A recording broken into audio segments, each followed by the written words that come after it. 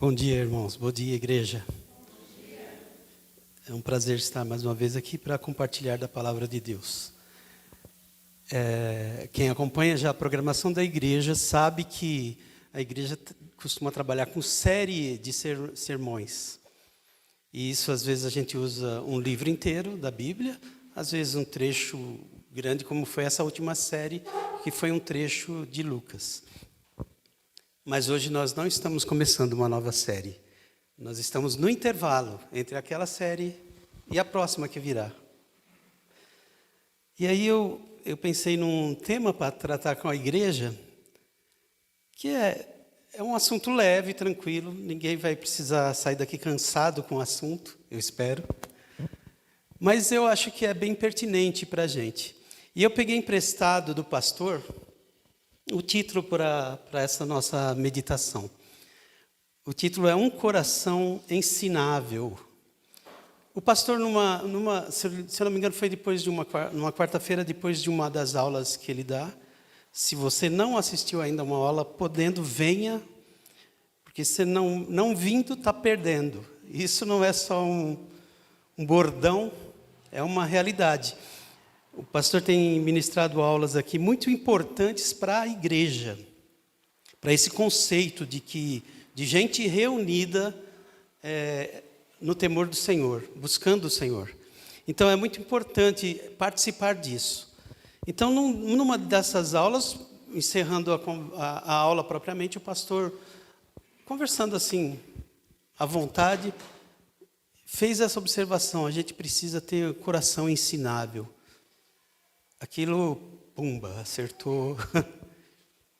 Acertou de uma maneira muito intensa a mim. E eu fiquei matutando isso e provavelmente eu vou continuar. Esse tipo de coisa não se encerra hoje. E nem pretendo também, num tema assim, encerrar um assunto. Seria muita petulância. Esse assunto, inclusive, eu queria estimular a igreja a pensar nisso. E pensar assim, na primeira pessoa: o quanto eu tenho um coração ensinável. Mas o que seria um coração ensinável, né? Então, vamos ler em Provérbios 15.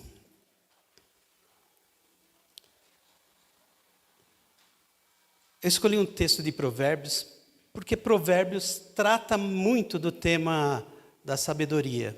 Esse capítulo 15, inclusive, ele, como no livro todo, ele trata da questão do sábio e do tolo, ou do insensato, ou do burro. Opa, desculpa, escapou.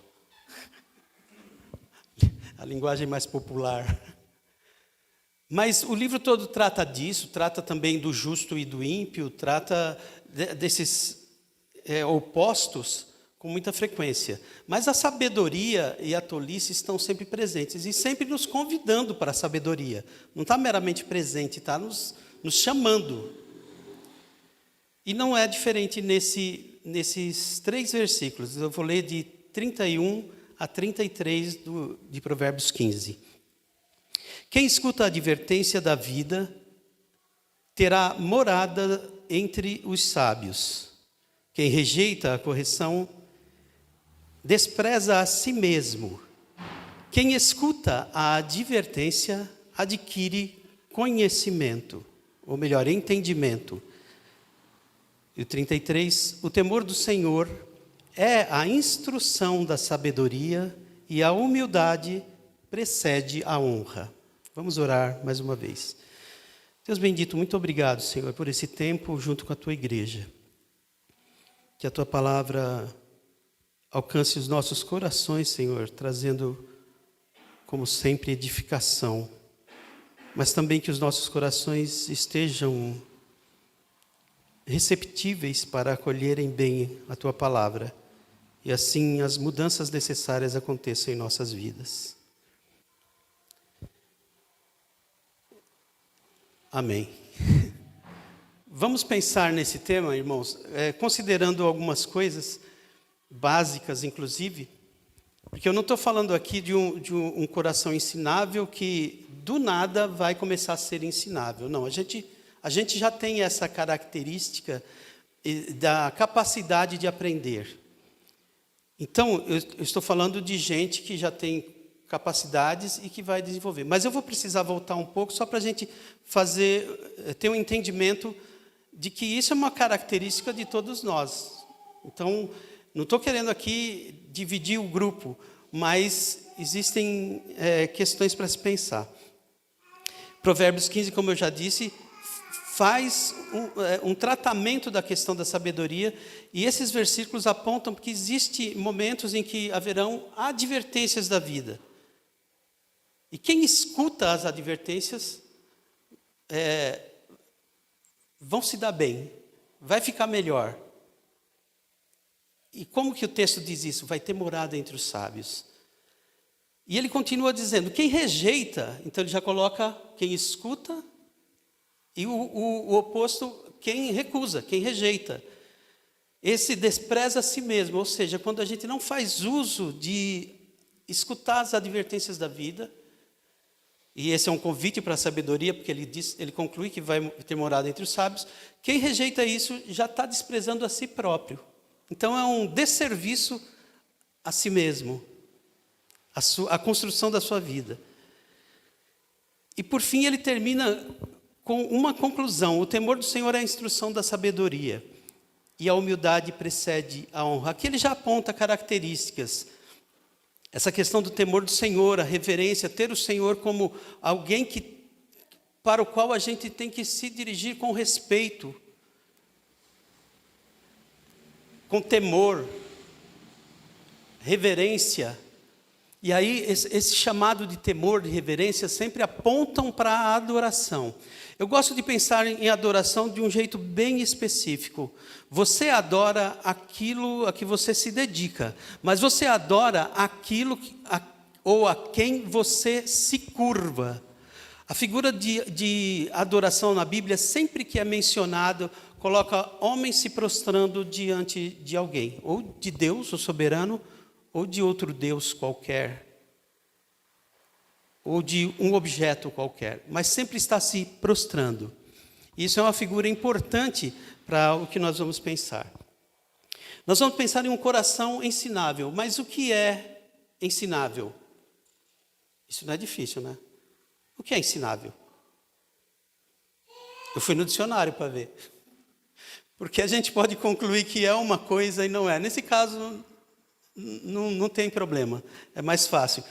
O dicionário Aulete classifica assim, apresenta a definição. É um adjetivo, o ensinável, e se refere a quem é suscetível ao ensino, ou a se ensinar. A gente pode dizer assim, aquele que é receptivo ao ensino, aquele que está aberto ao ensino. Aí ele coloca, ou a gente encontra assim, possibilidades de pensar no assunto. A pessoa que é aberta à aprendizagem, a pessoa que tem humildade. Humildade, a gente pode pensar o tempo todo sobre isso. Porque o oposto do humilde é aquele que é soberbo, é aquele que é arrogante. E esse já tem um princípio de bloqueio contra o ensino. Ele já acha que sabe muito. Uma característica do soberbo, do arrogante, é que ele se basta. E nesse sentido, ser arrogante é ser um idólatra de si mesmo. Eu já sou suficiente, eu já sou autossuficiente. Eu não preciso que me ensinem. E às vezes a gente vê isso em conversas corriqueiras.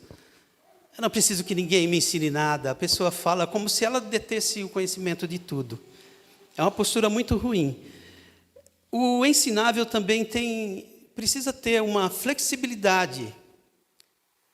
E depois ele precisa aprender a aplicar aquilo que ele de fato aprende. O ensinamento, no caso, vai se concretizar quando aquilo que é ensinado, ou portanto aceito pela pessoa ensinável, é aplicado na vida. Então promove uma mudança. Você não aprende quando você continua o mesmo. Isso eu estou falando de maneira bem generalizada. Mas aí a gente pode trazer esse assunto mais precisamente para esse ambiente nosso de igreja. em que você não aprende de fato quando você não mudou a sua postura em relação ao que foi ensinado. Ou seja, você não absorveu aquilo e você não muda a sua vivência, o seu modo de viver. Então você não aprendeu. Você só ouviu, teve a informação, mas aquilo não alterou você. Então você não aprendeu. Você aprende quando isso muda você. Eu queria também, estamos trabalhando definindo o que é ensinável, agora vamos definir o que é coração. O Márcio gosta quando eu falo disso, porque ele já pensa no coraçãozinho, aquele romântico. E hoje é um dia bom para corações, né? É o Dia das Mães, então nada mais adequado do que ver muitos coraçõezinhos por aí nos olhares, nos afetos, né? Mas eu não estou falando de coração nesse sentido, porque a Bíblia não fala de coração nesse sentido. Ou fala talvez até também, mas não é só assim. A gente acostumou pensar no ambiente evangélico que o coração, isso é para os mais antigos de igreja, né? Os mais novos talvez não tenham, sei lá, essa influência, mas a gente aprendeu a pensar que coração é a sede dos sentimentos, das emoções. E isso reduz muito o conceito bíblico de coração. A Bíblia, quando fala de coração, ela fala tanto do órgão propriamente dito, né, do nosso coração físico, como fala das emoções, mas fala do entendimento, fala dos desejos, fala do caráter,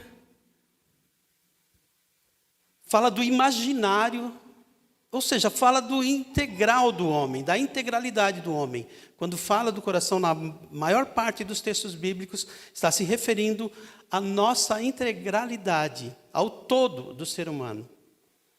Se você simplesmente ver alguns textos, você vai notar isso, que vai falar tanta coisa ali que não escapa uma parte de nós. Não dá para dizer, está falando só de emoção. Não, está falando do todo do ser humano. Então, é nesse sentido que eu quero pensar coração. E eu convido vocês a pensarem, quando lerem na Bíblia, a maior parte dos textos assim. Não reduzirem aqui está falando de emoções meramente. As emoções têm o seu lugar e devem ser consideradas, claro, mas não é todo o texto que está se referindo assim. Então, nós temos um conceito ensinável e temos o outro conceito de coração. Coração é a integralidade do ser humano. Agora sim, a partir de todas essas considerações, nós vamos pensar em 4 aspectos sobre um coração ensinável. E eu estou me reportando àquela fala do pastor, porque aquilo me fez pensar na relação nossa com o que é ensinado, por exemplo, numa aula de quarta-feira, quando é ensinado num púlpito, num domingo, na pregação, ou até nas conversas, em que você encontra alguém ensinando, passando algum conceito para o outro. Como você está diante disso? Isso, como eu disse, eu estou falando de uma postura que a gente precisa ter aqui entre nós, no ambiente de igreja, mas também é uma coisa que pode ser aplicada em outras áreas. É só tomar cuidado, mas pode ser aplicado em outras áreas. Eu disse tomar cuidado porque eu fiquei pensando na possibilidade de alguém falar, eu sou tão ensinável que eu aprendo até a maldade com facilidade. Então, não é por aí, né? Não estou generalizando tanto o assunto, mas eu quero circunscrever esse ambiente nosso.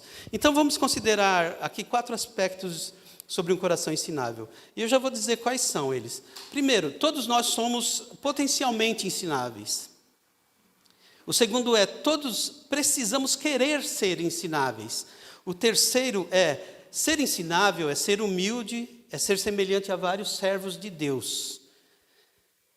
E o quarto, a esse eu chamo a atenção com mais cuidado. Não ser ensinável é ter dura cerviz. Eu gosto dessa expressão porque ela me lembra os velhos tempos em que a gente ouvia essa expressão em alguns textos da Bíblia. Ainda existem as versões que têm essa expressão. As mais atualizadas, mais modernas, vão usar outros termos, que não perde o significado. Mas essa usa uma figura, que é a cerviz, que eu acho bonito. Já já a gente comenta mais sobre ela. Primeiro ponto é, todos somos potencialmente ensináveis. O que eu quero apontar aqui vai lá no Gênesis, lá no começo de tudo, lá na criação. Gênesis 1:27 diz assim, e Deus criou o homem à sua imagem, a imagem de Deus o criou, homem e mulher os criou. Quando Deus cria o ser humano, à sua imagem e semelhança, Ele dá ao ser humano, por essa expressão, imagem e semelhança, muitas características que são do próprio Deus. Em Deus, essas características são absolutas, são completas, são plenas. No ser humano, elas são limitadas, porque nós somos limitados. Mas a gente tem essas características de Deus. Uma delas é a inteligência. É essa capacidade de aprender, essa capacidade de desenvolver as coisas. O segundo texto é Gênesis 2:15. E o Senhor Deus tomou o homem e o colocou no jardim do Éden para que o homem o cultivasse e guardasse. Esse texto é muito citado como o mandato cultural.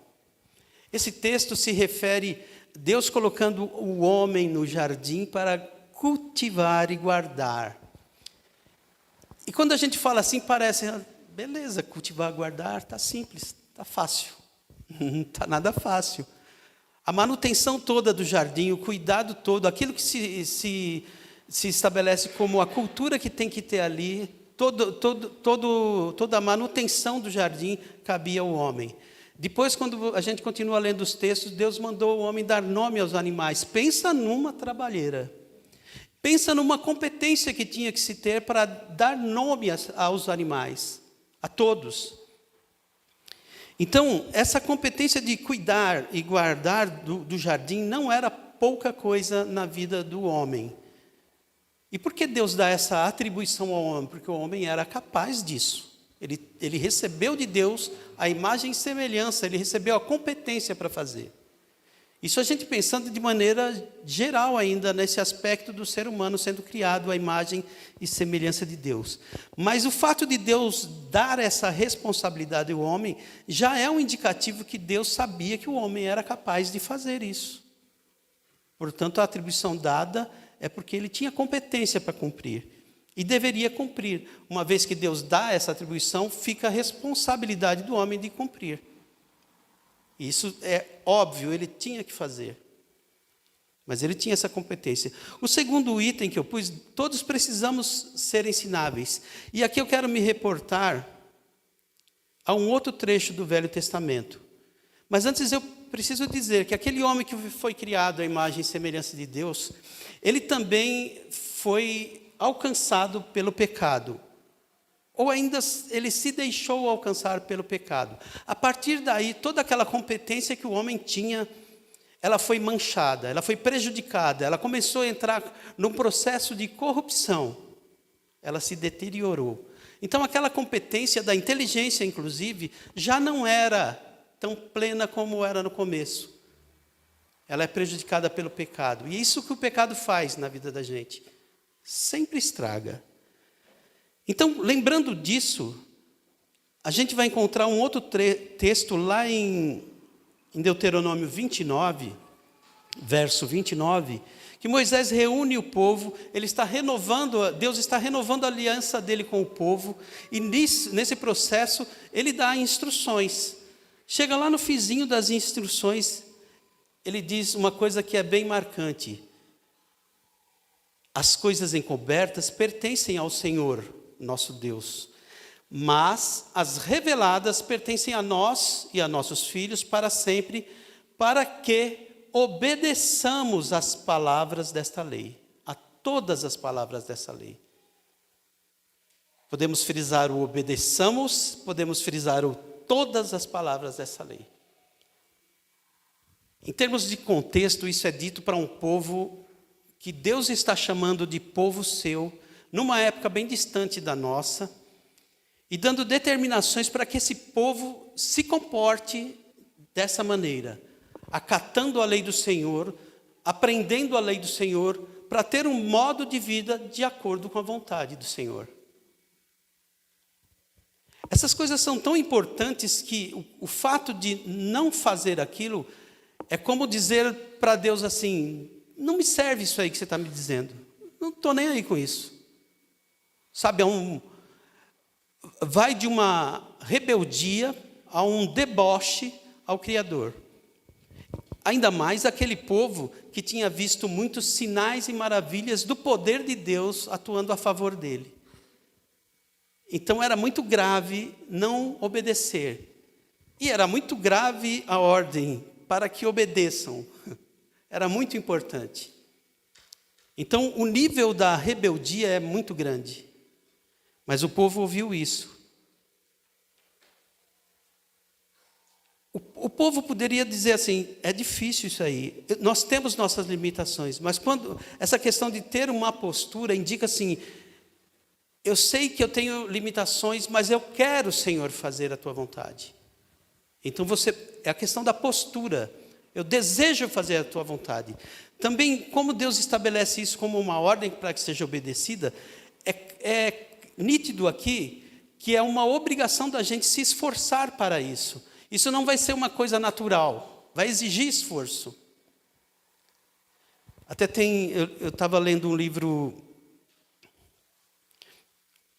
sobre essa questão da intelectualidade, e tem muita gente que quando ouve falar isso já sente agonias assim, nossa, intelectual, como se fosse uma coisa ruim. Não é, mas a pessoa, por estar acostumada com um preconceito com essa expressão, julga que ser intelectual é uma coisa ruim. Eu diria, não é ruim, e é obrigação de todos nós trabalhar nessa linha. O que seria o intelectual? Aquele que trabalha muito a sua inteligência. Ele se esforça para desenvolver a inteligência no melhor nível que ele pode. Então, ele vai atrás de estudar, ele vai atrás de conhecer esse tema, e vê a importância. Mas o autor do livro faz uma acusação muito simples assim. Ele diz, muitas pessoas têm uma repulsa pelo termo, inclusive, por querer ser intelectual, simplesmente por um pecado muito comum entre nós, preguiça. Então a pessoa tem preguiça, inclusive, de pensar. Imagina se esforçar para pensar, aprender coisas novas, aprender conceitos que nos obrigam a mudar a nossa conduta, quando errada, quando precisa evoluir. Então, a pessoa, por preguiça, não usa pensar. Isso coloca a gente numa dificuldade. Então, nós precisamos lembrar que nós precisamos querer ser ensináveis, precisamos desejar isso. O terceiro tópico ou o terceiro aspecto, ser ensinável é ser humilde. É ser semelhante a vários servos de Deus.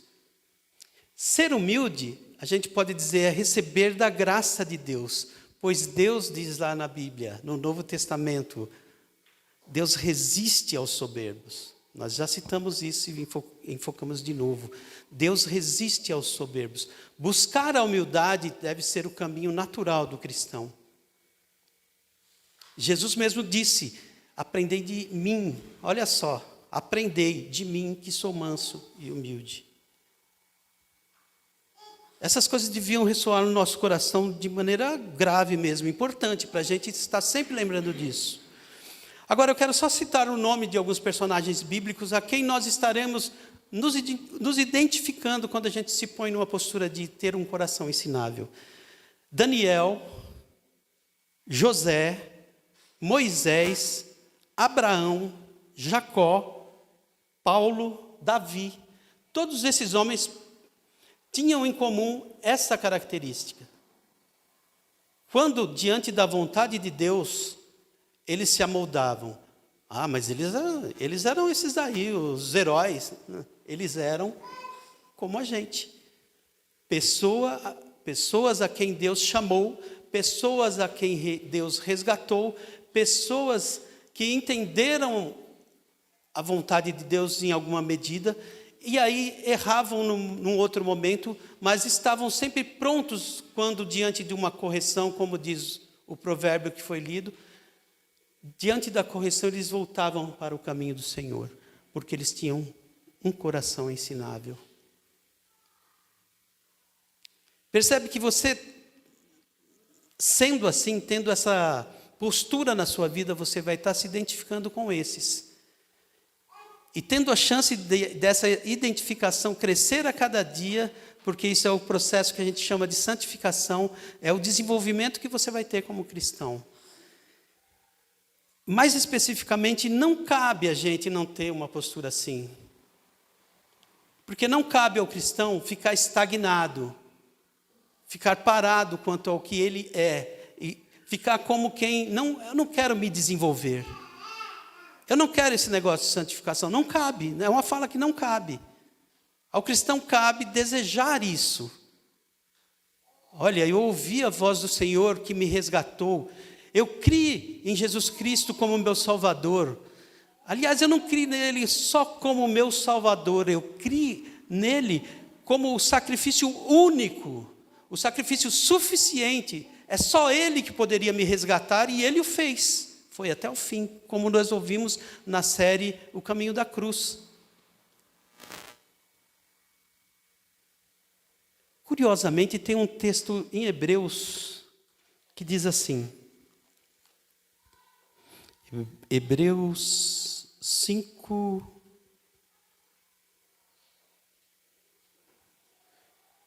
eu ia dizer assim, esqueci. 5:8 está aqui na minha frente, mas eu ia dizer, eu esqueci, porque eu esqueci o versículo. Mas então, olha só o que diz sobre Jesus. Embora sendo filho, aprendeu a obediência por meio das coisas que sofreu. A gente está falando assim, ó, o Deus Todo-Poderoso encarnado aprendeu. Aí não precisa nem continuar. O aprendeu aqui já me faz parar. Puxa vida. Sendo ele Deus, se humilhou até esse status, o status de... Bom, a humilhação de Jesus é um detalhe à parte, que a gente precisa sempre considerar, porque foram muitas camadas de humilhação. Mas, inclusive, nesse nível, aprendeu a obediência por meio das coisas que sofreu.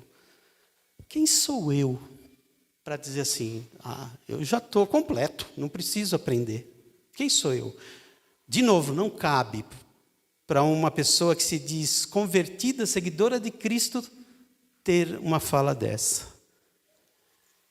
Agora eu quero abordar aquele tópico que eu enfatizei como o último. Não ser ensinável é ter dura cerviz. Esse termo é usado na Bíblia com alguma frequência para pessoas que, quando diante da vontade de Deus, optaram por ir contra a vontade de Deus.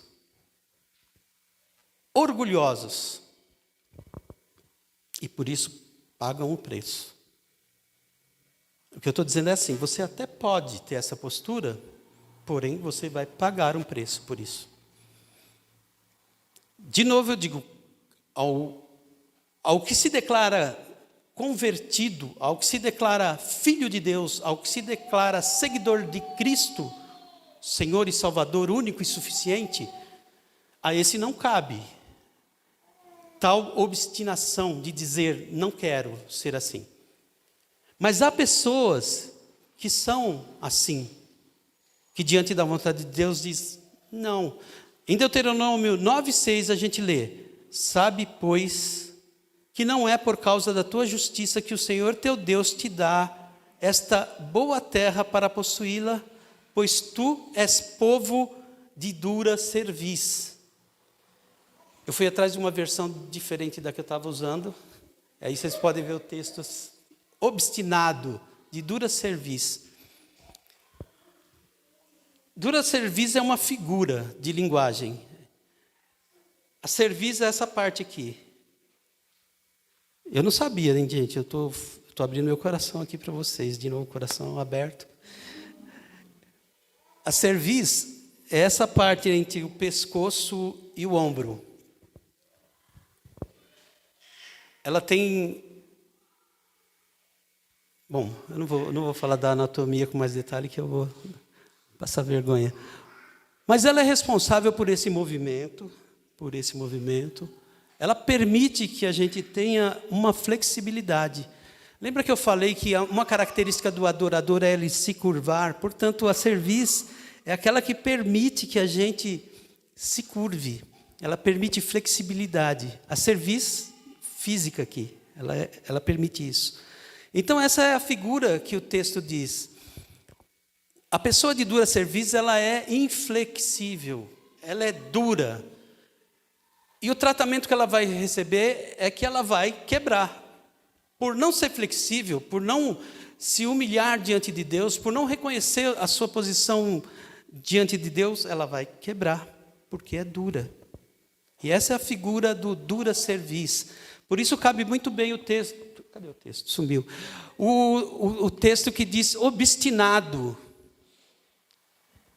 É a pessoa que entra em confronto com a vontade de Deus. Ela é obstinada. De novo, não cabe isso para uma pessoa que aceita Cristo como Salvador, que o tem como aquele a quem ele quer seguir. Não cabe isso, porque nem Cristo foi assim. Nem Cristo, ele que poderia dizer, eu sou Deus. Ele não disse, ele seguiu as instruções do Pai até o fim, aprendendo, passando por todo o processo que um ser humano passa para mostrar amor a nós, aos seus chamados.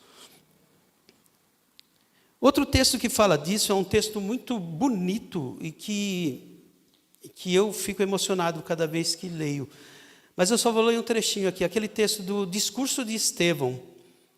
Estevão, quando começa, falando aos homens que estavam a ponto de apedrejá-lo e iam consumar isso, ele diz, homens de dura cerviz, e incircuncisos de coração e de ouvidos, vós sempre resistis ao Espírito Santo, assim como fizeram os vossos pais, também vós o fazei. A dura cerviz dos povos mais antigos era imitada por esse do tempo de Jesus, e que, inclusive, apedrejaram Estevão.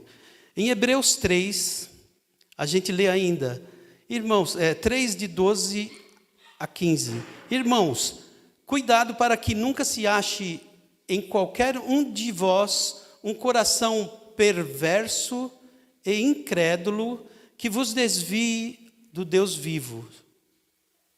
Antes, exortai uns aos outros todos os dias, durante o tempo que se chama hoje, para que nenhum de vós seja endurecido pelo engano do pecado.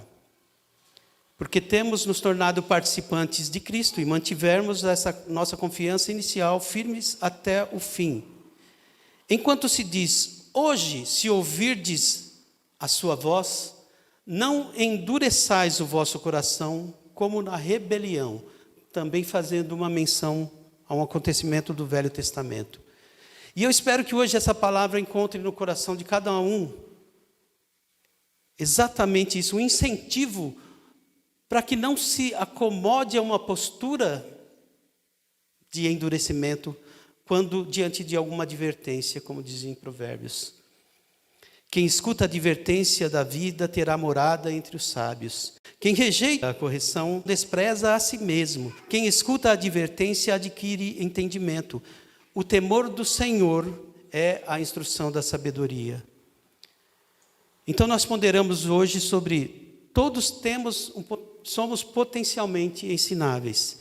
Todos precisamos querer ser ensináveis. Ser ensinável é ser humilde e ser semelhante a vários servos de Deus. Servos imitáveis, nas situações que eles eram imitáveis. Não ser ensinável, o quarto item, é ter a dura cerviz. A minha oração é que nós tenhamos de fato essa postura. E que assim como igreja, cada dia mais a gente aprenda a aprender. E uns com os outros firmados na palavra. Em Efésios 4 a gente lê que Deus deu tem vários itens de dons, e um deles é pastores mestres, exatamente enfocando essa questão do ensino, logo do aprendizado.